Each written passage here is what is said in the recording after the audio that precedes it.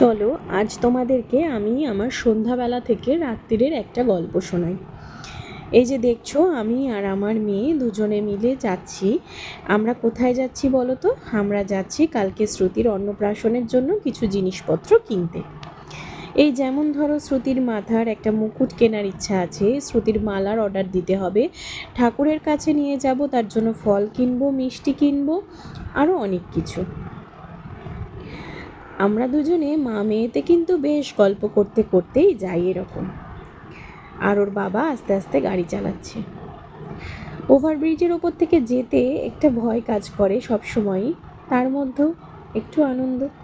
তো চলো, আমরা চলে এসেছি সেই শপটাতে। একটু অনেকটা দূরেই আসতে হয়েছে। আমি আজকে যে মুকুটটা নেব সেটা আমার ইচ্ছে ছিল অনলাইনে অর্ডার করার, কিন্তু যেহেতু খুব তাড়াতাড়ি শ্রুতির অন্নপ্রাশনের দিনটা ঠিক হয়েছে, সেই কারণের জন্য কি হয়েছে বলো তো, আমি সেটা অনলাইনে অর্ডার করতে পারিনি। এখানে দেখো, সেই মুকুটওয়ালা যে হেয়ার ব্যান্ড সেগুলো আমি নিয়ে নিয়েছি। এরপরে চলে এসেছি আমি মাম্মামের জন্য কিছু খাবার কিনতে।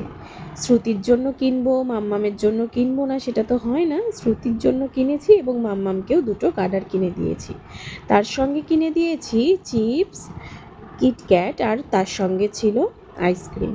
এবার দেখো, চলে এসেছি মিষ্টির দোকানে। মিষ্টির দোকানে এসে ঝপঝপ করে বৃষ্টি, ওখানে দাঁড়ালাম, মিষ্টি নিলাম এবং তারপরে চলে এসেছিলাম ফ্রেন্ডশিপ ডে পালন করার জন্য আমার বন্ধুদের বাড়িতে।